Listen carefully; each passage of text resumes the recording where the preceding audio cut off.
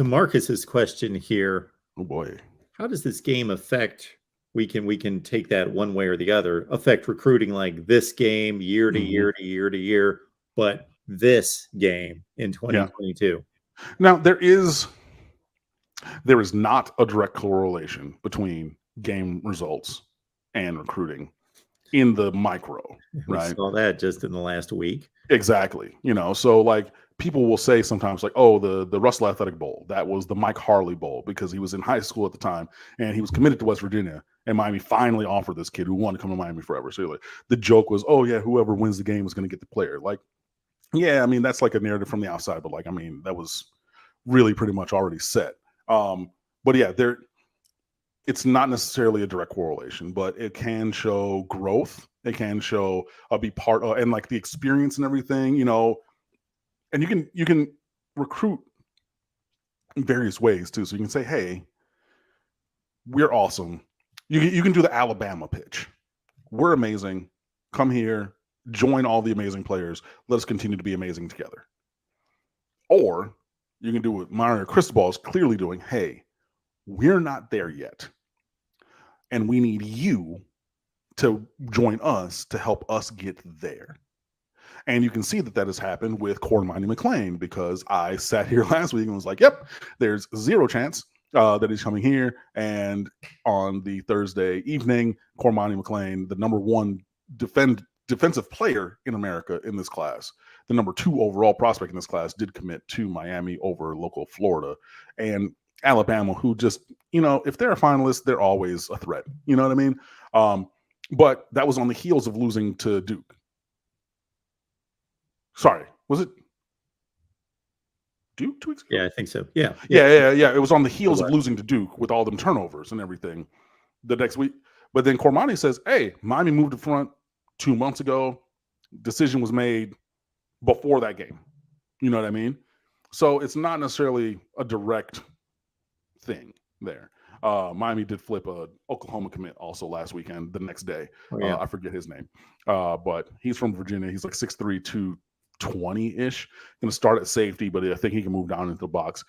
He's a big physical hitter. And I forget his name. Sorry. But in general, Miami, Florida State is always a massive recruiting event. It's going to happen in October or this year, November, right? The game. So you're going to get probably some official visits.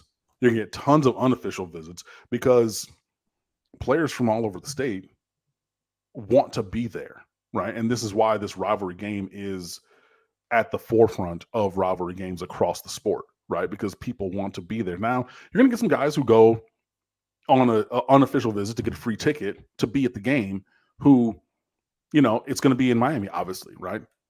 Kids aren't coming to Miami. They're not considering Miami. They're Florida State, ride or die, Caleb Spencer, there goes. That's his name. The other guy who committed or flipped from Oklahoma last week. So you're going to have a packed recruiting session. You're probably going to have,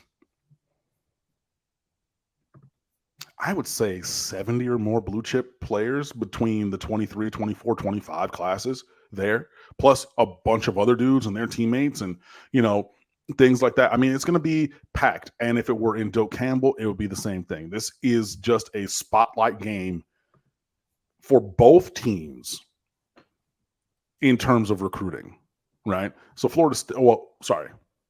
Let me not do that. Florida State, even on the road, right? They're going to push their side of things, right? Hey, we're in this and da-da-da-da. If they lose, all right. But look, box office boys, primetime game, hey, and look, if you're from Miami, you're from South Florida, come play in Tallahassee. You're still going to be ACC Network, ABC, whatever. And you're going to come home at least twice, if not 3 times, depending on your longevity of your college career in Florida or at Florida State and the cycle of home and away. But you're going to come down here at least, if you're here for 3 years, at least once. Maybe twice. If you're there for 5 years, it could be as many as 3 times you're going to be playing in Miami, let alone if, by, game performance, they get an Orange Bowl appearance, right? So you're going to have that. Miami, obviously, okay, we're hosting it here. You're going to play here every week. Like, this is, what it can be on an amazing day. Like, look at what happened. Now, I know you're going back in the rearview mirror, and probably Mark Cristobal's not going to say be too closely tied to that, but like, hey, remember 2017 when Hard Rock Stadium for 2 weekends in a row got the ABC National 8 p.m. game and was a center of the college football universe? Hey, let's come and get that. But like like you can do those, and it's always just you're going to have more of a recruiting footprint with Miami, Florida State versus Miami, Duke, Miami, Wake Forest, Miami, one of these other random teams that you play. So whether it's here or there, it has increased importance. And if you're looking before the season, right, you're always saying, okay, look, these are the weeks that I would think to really bring people in. If you're trying to get, an official visit during the season, yeah, I would much rather bring in players for an official visit this week as opposed to, Pittsburgh on senior day or Duke 2 weeks ago. Why? No, Florida State is right there. You know what I mean? The Miami Florida State game. So yeah, I think this year is going to have an impact because Mario and the staff are going to be able to get FaceTime with all of the guys who are visiting, official or unofficial, this weekend. And it's probably going to be all unofficials, I believe. I don't think that anybody's taking an official this weekend, but including and led by Cormoney McClain, right? So you get FaceTime with them, even if they're like, oh, hey, I just want to go see it, or I just want to be there for this game. I'm not really considering. Hey, man, you never know, right? So getting FaceTime with those guys is going to be impactful, and then, hopefully, and I know you're able to, connect with them after the game as well. P.S., by the way, I don't know if I told you guys, but like, I think it was the second game of the year, I saw offensive lineman commit Frankie Tinalau in the tunnels going to the locker room after one of the games.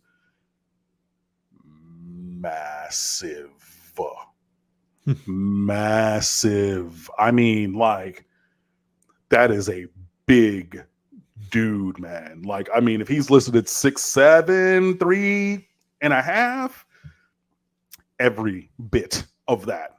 So, like, it was, like, I'm 6 feet tall, right? So it was definitely a situation where, like, I'm looking up at but yeah, that's what you need. So, but you can get FaceTime with all those guys in specific this year, and in general, yeah, this is always a game that is going to have just increased attention, visibility, impact for both schools. So yeah, it's going to be a target-rich environment in terms of elite recruits on Saturday. Kim, our good buddy of Falconer X, checked in way early tonight.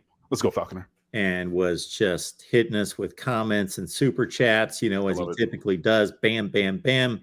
The Miami theme from all his unique and amusing angles and so forth. But I better be prepared to not only deliver this super chat flawlessly, but with passion and emphatically. Look at that, baby. Wow. Falconer X. Go. 305. I see it. Problem is, if your recruiting pitch is to make Miami great again, you better make Miami great, or that sell pitch gets old fast. I agree. Absolutely. And I know that I'm quoting myself every time that I do this, but whatever. I worked on it really hard, and it's incredible. You should read it. It's called The Recruiting Rules. It's on still the front page of stateoftheu.com, feature that I wrote in 2018 heading into that season. But number 9, the last of those recruiting rules, is win. You have to have a tangible work product, going back to what James was saying, not just the, ephemeral or like it's an intangible thing. No, tangible. You have to go and win games, proof of concept, because otherwise your recruiting's going to flag off. It's going to fall off. Your performance on the field, like eventually, if that is the goal, obviously, to become a championship caliber program and get back on that level and perform to that level, eventually you have to get there, right? So if Cristobal, and I believe that he, by demonstrated action, I believe that his paradigm is this is a tear down renovation. Not just countertops and cabinets, not just a down to the studs. We need to tear that whole house down before we rebuild it. It's going to take some time, right? So this year, next year, probably not. But next year, regardless of the record this year, the proof of concept of that recruiting pitch is growth, right? An additional win, 2 additional wins. some of those metrics of, yards per play allowed, or, the explosive rate on offense and defense, which still is atrocious going both ways. But if you have growth along those things that you can tangibly, using James's word, shout out to James, but using, that, saying, hey, we're getting better in these ways along the path towards that goal. We just need another year. We need Cormani to be a sophomore, not a true freshman. You know what I mean? We need this whole class. We need Akeem Mesidor with another year under his belt. So coming back next year, okay, where's he going to be? Like things like that, that will help along that way. So you do have to have those wins. And again, and I mean, it's a terrible, terrible game just in general now. But I mean, looking back at the Texas A&M game, yeah, there can be moral victories. There can be steps along that path. But absent or even with those, moral victories need to turn into actual, tangible. On the scoreboard, we scored more points than the other team. We beat them victories. Otherwise, to Falcon Rex's point, well said. And again, 305, thank you. Yeah, it will get old. And then it's that point where, anybody with kids, and I was a teacher, you say the same thing the same way, the same thing the same way, the same thing the same way, the same thing the same way. What's going to happen? They're going to tune you out. So eventually, either, you do something that's different. I taught one day each semester that I taught one singular day, first semester and second semester, completely silently. I did not speak. Oh, well, underway was going. Just like I got, these little notepads over here. I had notes written on the board, said, okay, cool. First song. So, all right. And we're going to end like everything. And why? Because that gets their attention. Because it's not saying the same thing the same way. And I also went to my administration every year and said, hey, I'm really good at what I do. And our performance is really good. But sometimes I need to shock their systems. So one time a year, I'm going to scream, use some foul language, but I'm going to really roar. And I need you to support me. Just that one time. It's not going to be every day. It's not going to be every week. It's not going to be every time that somebody forgot a note or rhythm or da-da-da-da-da. But one good time every year. So that every 4-year class that came through my program, right? The legend of when Underwood got super pissed. Hey, y'all got it. Okay. Just the one time, right? And again, that's 3 days out of the year that you do something differently. But in the same way in recruiting, you have to do something differently, as in win games. Otherwise, oh yeah, hey, the next, say, obviously Cormani is coming to Miami. 2026, number 1 overall recruit, right? Hey man, yeah, come on down. You're going to be the missing link and da-da-da-da-da. Didn't you say that to Cormani? Didn't you say that to Maui Goa? Didn't you say that? And I'm claiming victory before this has actually happened. Didn't you say that to Samson, Pancake Okunlola, 5-star from didn't you say that? But what happened? So why is it different? Because I talked to them, because we all in the group chat, right? So they said you told them the same thing, but y'all still going 6-7, losing a bowl game. I've only won one bowl game since 2010, I think it was. One bowl game since then, right? So how's it different for me?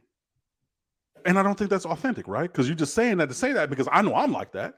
So I'm going to go somewhere else. So you do have to deliver eventually to be able to, just continue things. But I'm going to trust Mario. I'm going to give him the time. But like I said, after that Duke game, the combination of the Duke game plus immediately after that, getting core money, the rest of this year is immaterial to me. Because clearly we're still in the teardown phase. We're tearing everything from the roof all the way down to the foundation, adding all kinds of incredible talent in this class, and we're looking forward. So for me right now, do I want to win? Yes. Am I really going to go super ham? No, because it's not about now. It's about laying the foundation for future success. The guy can obviously recruit. We knew that before last week, but it's underlined that in the face of that performance against Duke and everything else that's going on this year, which, hey, Cam, you weren't there to hear it or witness it, but so a lot of Miami fans were upset with me, but I just stated it this way. I said, Florida State's 5-3, Miami's 4-4, but I don't think the performance of the two teams was comparable through 8 games. They've played better opponents. They've played LSU, NC State, Clemson, etc. Miami's not played a difficult schedule. Obviously, Texas A&M was supposed to be on the top end. I don't think the performance of the two teams has been comparable. And Florida State's not a great team by any stretch. I agree. But Mario Cristobal is obviously an amazing recruiter. And even in the face of what's going on right now, he's reeling in recruits. But he does have a track record that he can point to elsewhere. And so maybe he's going to be able to, and it looks like he is going to be able to weather a difficult season, a subpar, a step back before you can step forward kind of season. And those recruits, most of them are going to be okay with that. They're going to be understanding of that. Yeah. Excuse me. Yeah. And a lot of them are very steadfast on the fact of like, you know, we understand that it's not going the way that it needs to be at Miami right now, but we're going to be the class to come in and get things going back. And I believe it was Jackson Carver was on with another podcast. I think it was with Mike McCoy, who writes for us from time to time in State of the U. And it was just like, you know, nobody said this was going to be easy, but we're fully committed to this. And truth be told, if guys there aren't getting the job done or are not willing or able to do the work to get the job done, then they need to get out of the way, because we are committed to that. And we're going to do the work and we're going to get the job done. So, you know, if you're holding up a spot, just hold up a spot, move aside, because, you know, we're on that. And that can be a powerful mentality. But yeah, you have to be selling the future. You have to say, look, we're not where we need to be. We're not where we want to be, but we need this group and these caliber of players and people to come in and build this organization to the point where we're going to have the success that we want to have in the way that we want to have it.